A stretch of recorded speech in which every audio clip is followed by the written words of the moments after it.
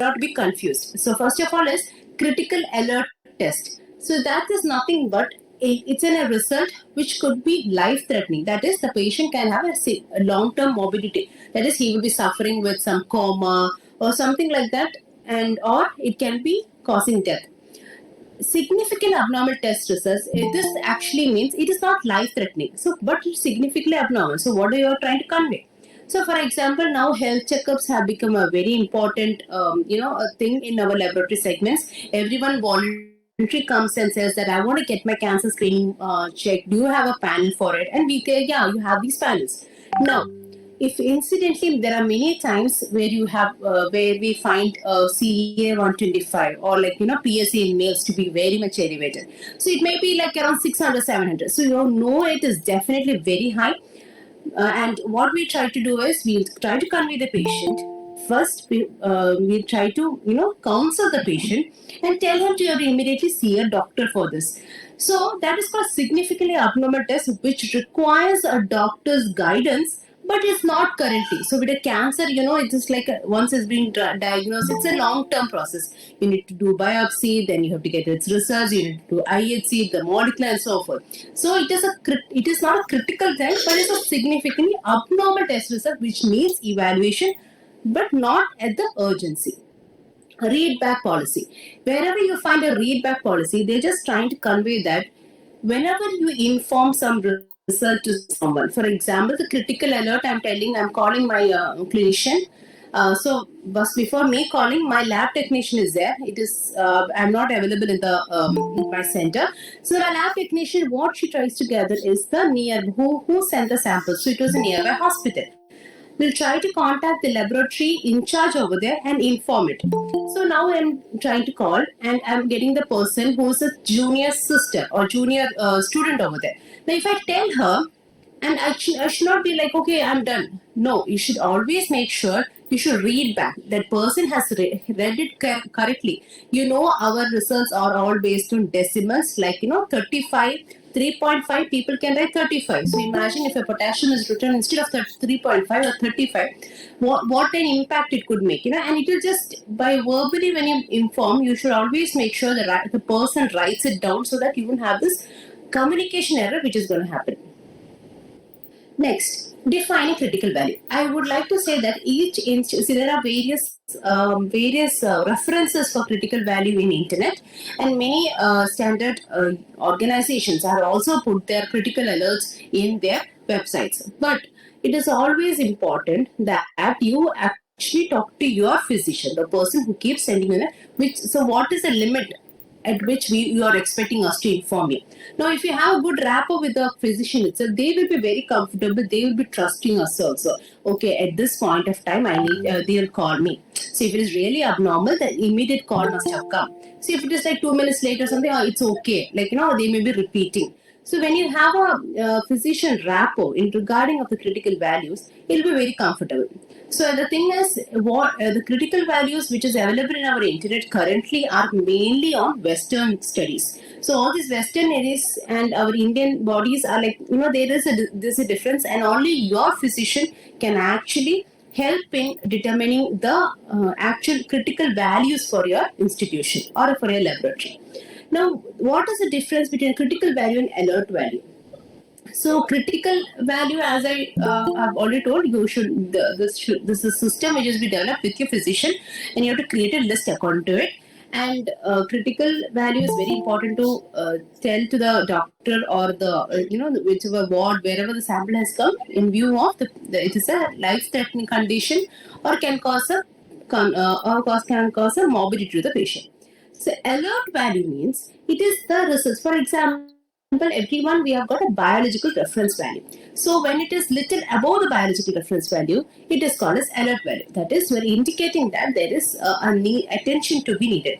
So, but it is not yet the critical value. Critical value is the time at which it leads to a life-threatening condition. So types of critical value, there's a repeated critical value. So repeated critical value is, for example, there are drug toxicity. Sometimes tacrolimus after post-renal transplant and everything, which is very high. They have found it to be very high one day. So the next day they have sent the same thing, which is still high. But it is actually the first value is most important. They have stopped the treatment. Now they are sending it for just having an observation, like what is the change of it. So that is called repeated critical result. Some doctors expect you to call.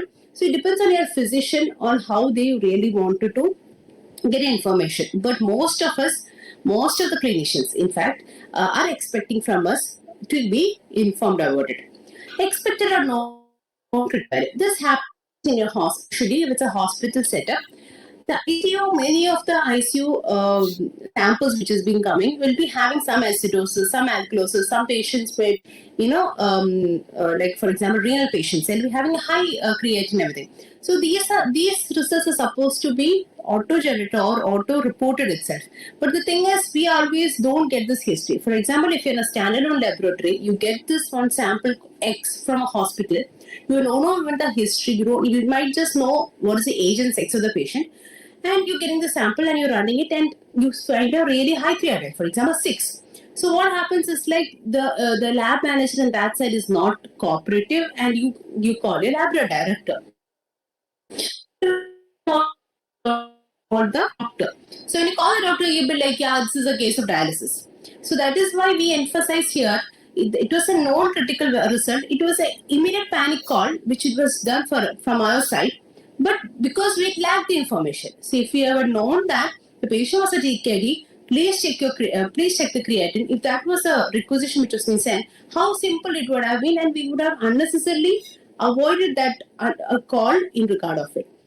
The new critical values. As I told, if a new patient comes and you see significantly abnormal test which causes a life-threatening condition, you need to inform. So the importance of it, every time you're repeating the same thing to prevent an imminent life-threatening condition. So it is your call which makes a very important, thing for the patient. You can actually save the patient. And always it helps to redefine the treatment plan. So, for example, the clinicians might send a panel of tests. So, some clinicians might not know what is actually happening. For example, sodium, potassium, and everything. If you've seen any patient who's not disoriented, we do send for sodium and potassium. That's what doctors do. So, why are they sending it? Because this has a really big impact. So, I'll be discussing in a further slide how about sodium and everything. Why we are emphasizing the part, like, to inform, or the way the clinicians are emphasizing that if you can inform, we could have saved the patient. Then failure to report poses a threat to patient or the safety of the hospital. That is what nowadays medical legal cases has come out very this thing. And our laboratory segment, you cannot actually just say that no, I just received the sample, I saw this high, I just released a report. No, because there are now guidelines that you are supposed to inform us. You have to inform. Now all the accreditation bodies are also emphasizing on this of this fact that you have to inform such a conditions of such a value comes in your laboratory. Now, critical value, as I told, it's a part of the communication, and it is there in all the accreditation bodies, whichever you name. So, it do have one of the clauses to be having about critical value. Next, policies. So we are like NABL has also guidelines, but this guidelines or how the policies has to be formed is being laid down by Clinical and Laboratory Standard Institute, that is CLSI. Now they have defined, they have said, like, first of all, when you're in an institution, for example, you're in a hospital or a standard laboratory, you have to define what is a critical risk, what is a significant risk, and within how much time frame you are going to report it. For example, if you're doing troponin and tropi, and you're supposed to tell, like, by 30 minutes, if you send a tropi sample into my laboratory, by 30 to 40 minutes, the report will get dispatched. And if it is very significant or not significant, we will be informing the concerned doctor or the concerned sister over there. So that should be, you should always define. And this is actually what you say, it's a team effort. Okay, it's not just a laboratory person has to decide. The administrator, the management should sit for one day and decide upon these definitions on what they're expecting from us. Then laboratory should identify the personnel responsible. That is very, very important. For example, that, like, if you give only one person responsible, so the early morning there are 2 shifts in your laboratory. So the morning shift girl will be given responsible, and she'll be like, okay, I have done my responsibility. She's going at 7 o'clock. The next person enters, and then in that batch, no one is responsible for telling the critical risk values. So what happens is like they'll be waiting for the early morning for the next shift person. So always make sure when you put duties and everything, there should be a responsible person in each of your shifts.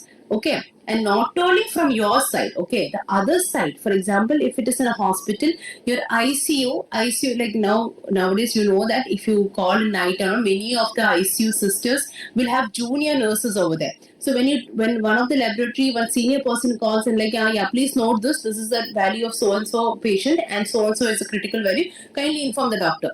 After that, you keep the phone.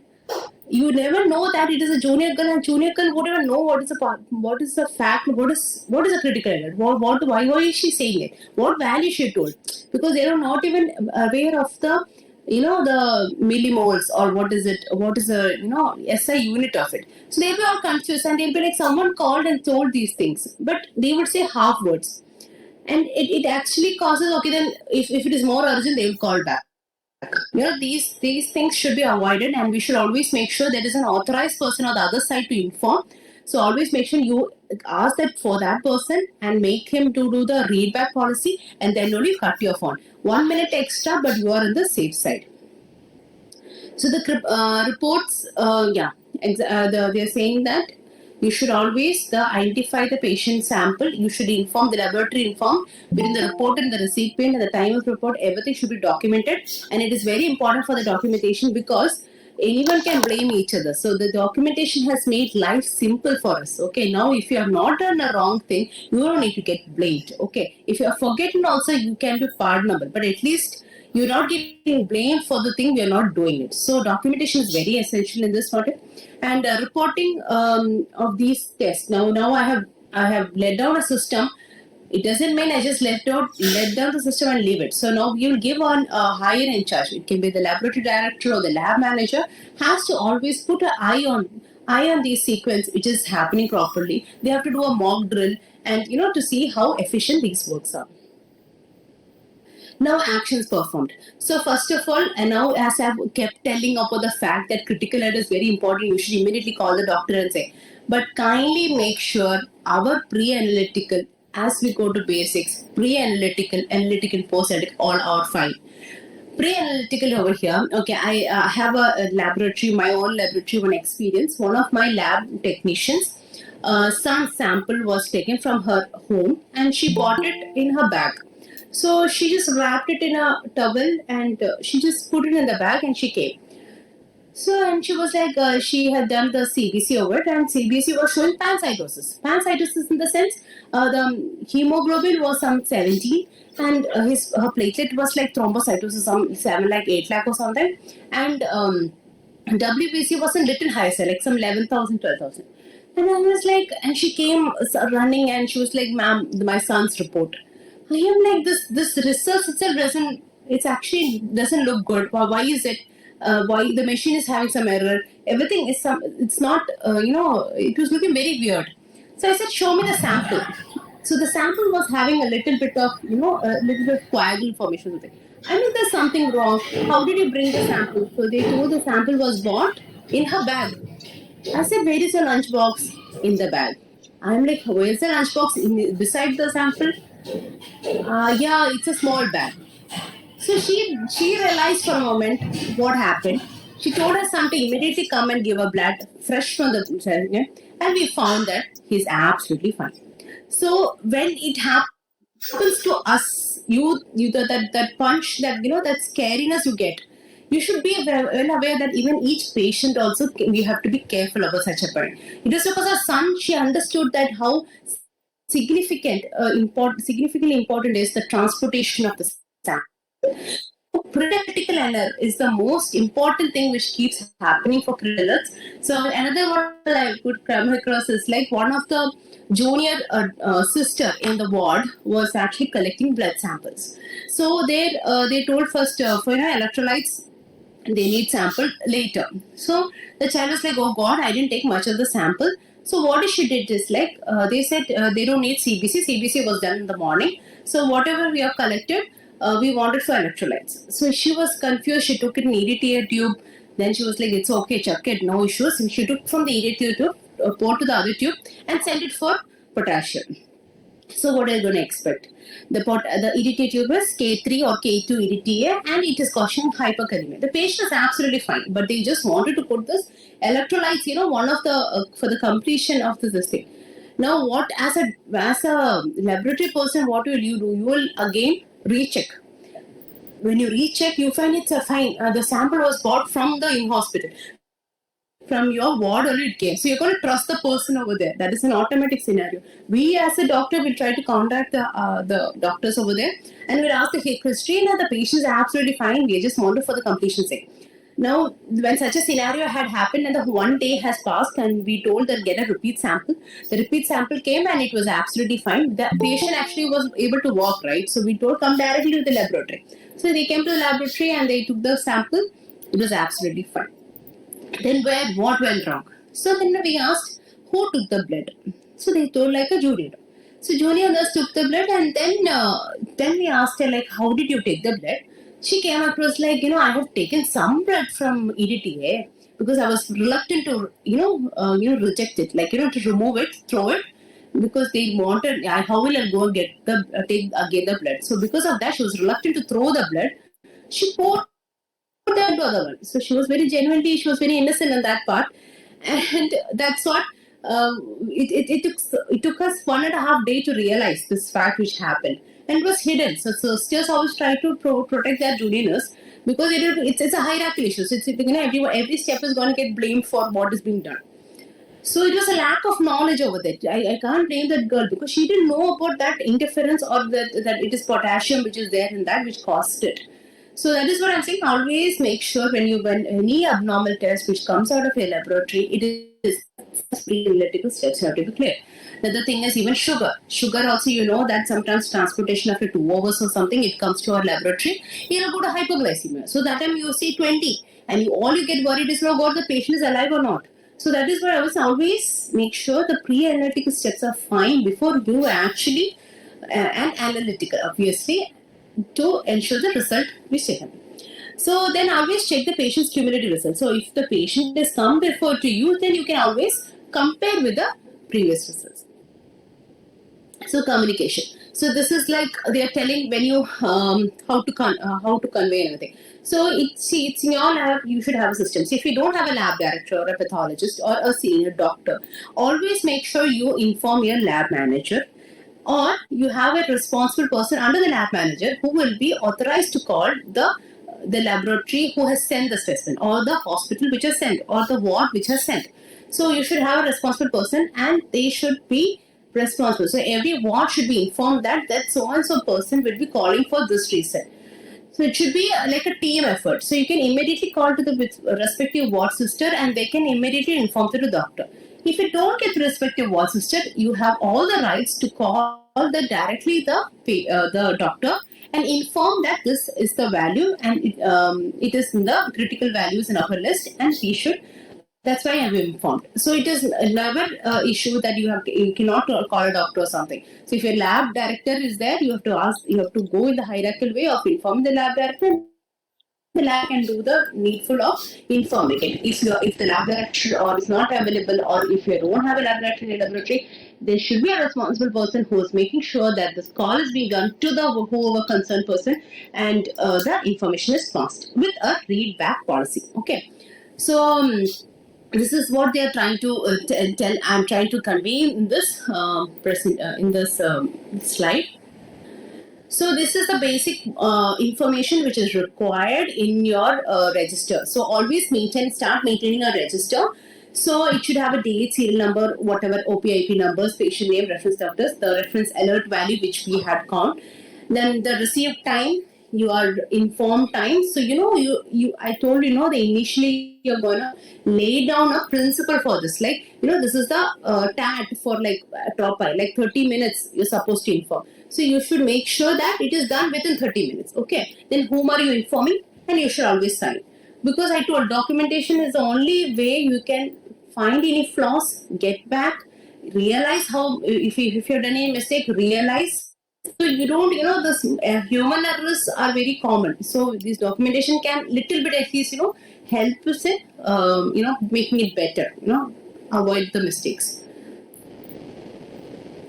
So reducing false positive critical values. So this is also emphasizing upon the pre-analytical steps. So which I told before, like the sample transportation, which I've given example, then the EDTA tube being mixed up. And here one example they've told that temperature, when you're, especially for electrolysis mainly happens. So and when the sample is being sent, if it is not in the ambient temperature, there can be a error of potassium value. So it should be always been important that how the transportation. Nowadays, you can see the competition is so high that everyone is desperate to send samples. So most of the boys, what they end up is they just put their these samples into their backpacks and they just drive.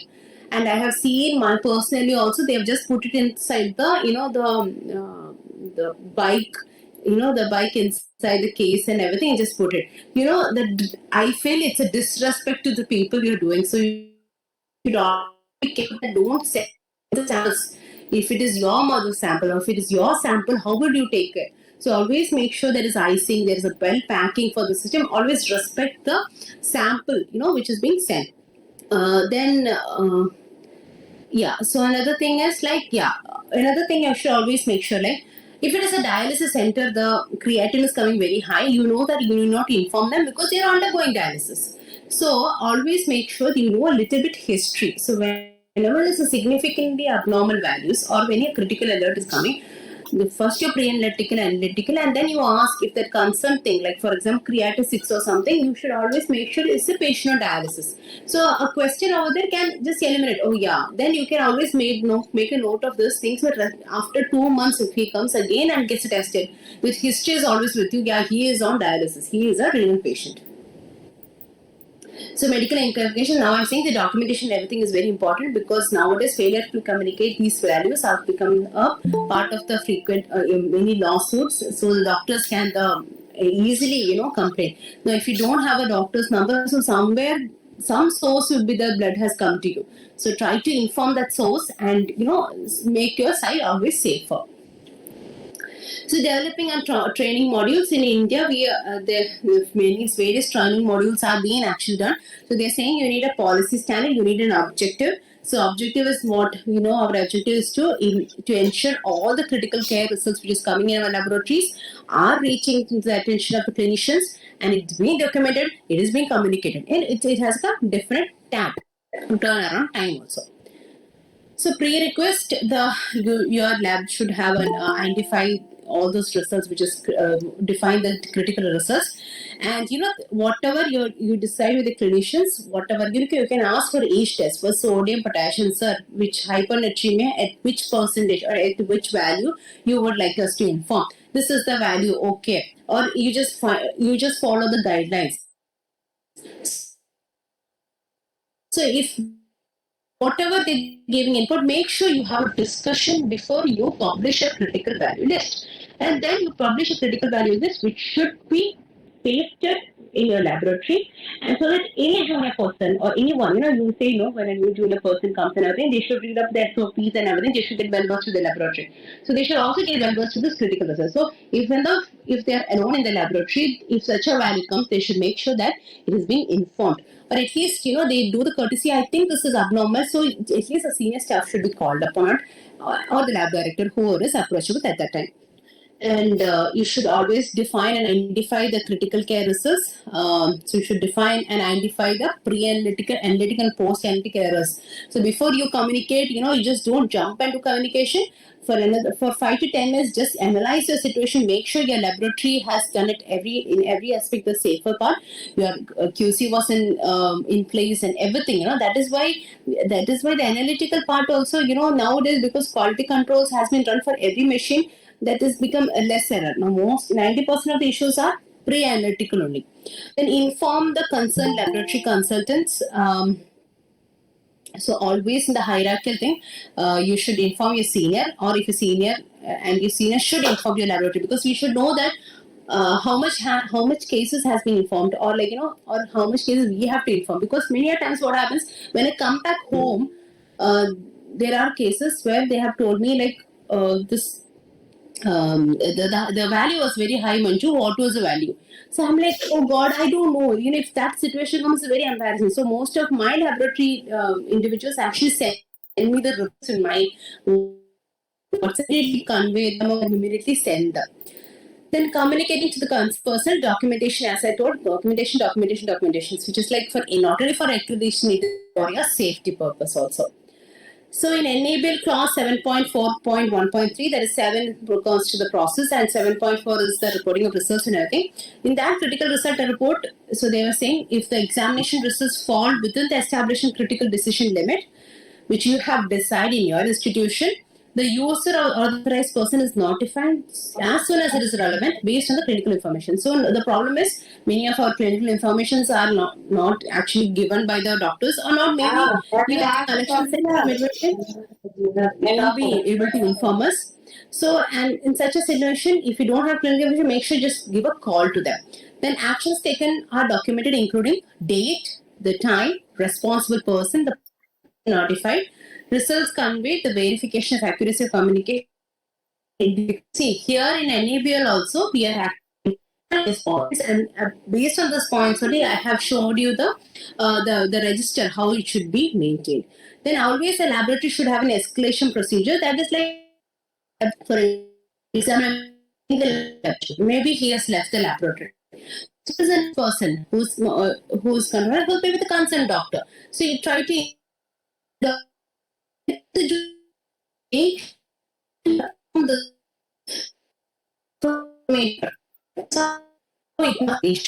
because then if it is out of your hands, then you are safe. Some people say after 1 hour I will inform or something like that. But as you know, we are always busy in this laboratory practice. You tend to forget. So if you have the responsibility of informing the critical alert, make sure you inform. And if you don't get the concerned person, make sure that next concerned person gets informed. And if there are some doctors who are not approachable, please tell your lab director to kindly inform, because we know how important is such results, and sometimes you are the ones who's working in the laboratory full time, but some results, the impact in the patient is so significant that we even get scared, like, oh God, if we didn't inform, it's the patient is going to die.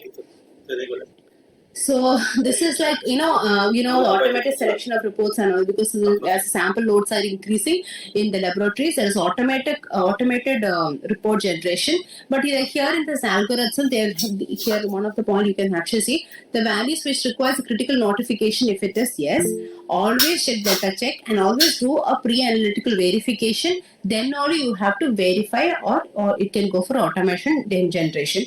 And if you feel that there is something wrong with the pre-analytic results, go for reach-up, go to resample, because giving wrong information or wrong input, better than that is always go for a recheck of the sample.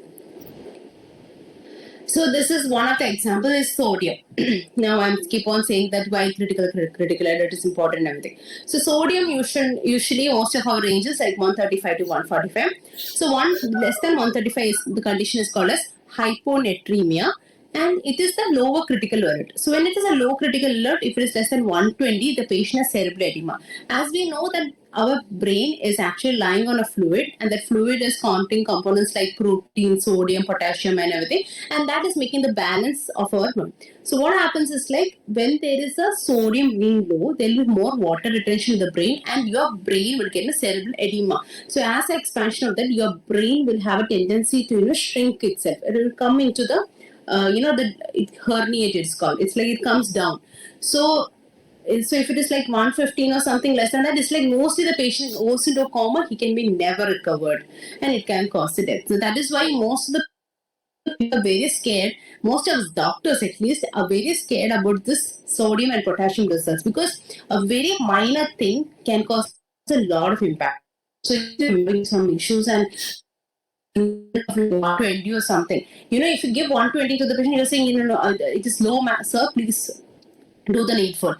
Maybe it was wrong and it was 135 or 140 or something.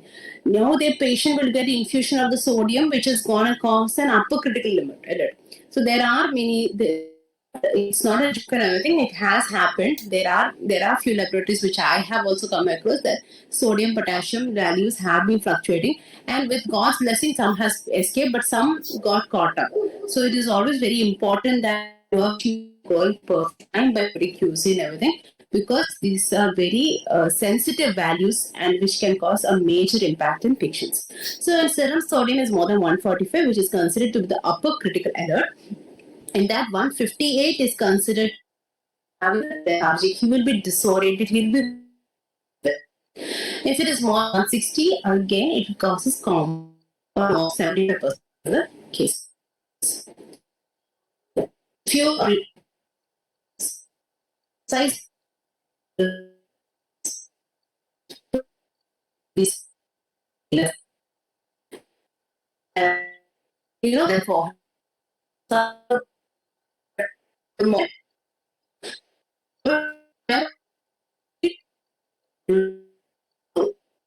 Wait. The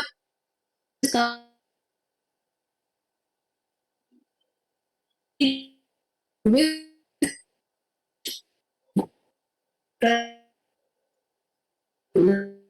listen to us. Not just money. That itself makes your credibility as a as a technician. It will be very great, and a patient will always wherever there are some items who, if you should care to them, they'll be whichever job you keep switching over, they'll come behind. Then respiratory for ABG. ABG analysis nowadays are currently done immediately in the ICU setup, and myocardial infarction, as I told, the troponins and everything. So tropi result and everything, immediate you have to involve. Even if it's normal, so you're supposed to immediately remove, because they must have started treatment. If they have started, they have to stop it also. Viral fever, platelet count. So another thing, one thing of platelet count. This is pre-analytic, analytic, everything. If you check also, platelet count is smear. There are many cases come across where there's 5,000 count on the machine, and they are found to be having around normal in the smear. So whenever you're a technician and you don't have a doctor or a pathologist on board, you please make sure that when you see some flag of having platelet abnormal distribution and a low count, take a 2-minute effort of getting the smears and having a check on it. Then acute renal fever with RFT and electrolytes. So if it's in acute condition, if the patient is a chronic condition, the creatinine can be of high. It doesn't, it's like a follow-up thing. So that is about these few conditions. Next one is this is actually where I wanted to emphasize of the fact that all the guidelines are actually emphasizing the point of critical laboratory values. So be it Joint Commission, be it Royal Colleges of Pathologists or CLSI, everyone emphasizes this. And also I have already discussed about the our NABL clause too. So everyone has actually emphasized on this point that we have to do, and we have to find a system for the same.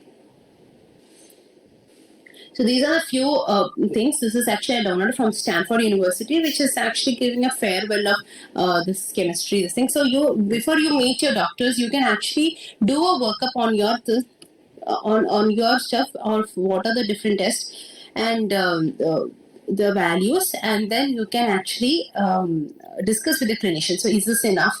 And then you can modify or make it for your laboratory. So every test you mentioned, it do have an upper limit and lower limit, and which should be always well aware. And everyone cannot remember all these values. So always put it in your wall, which is the most common wall, or common notice board.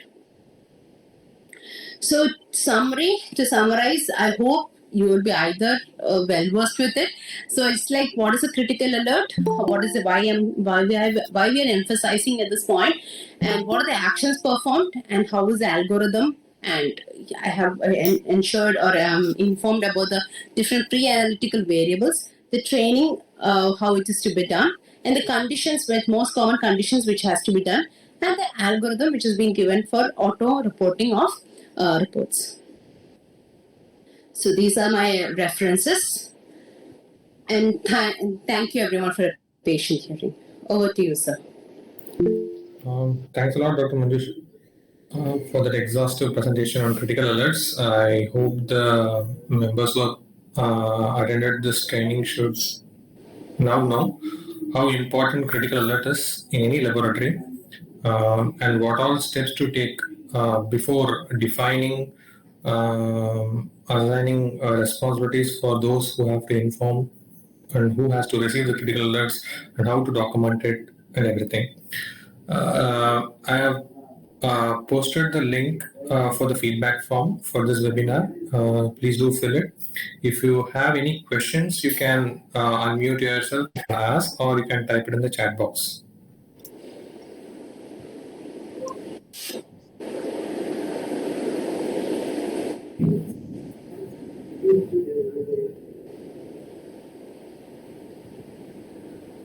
Okay, as there are more questions. In case if you have any, please reach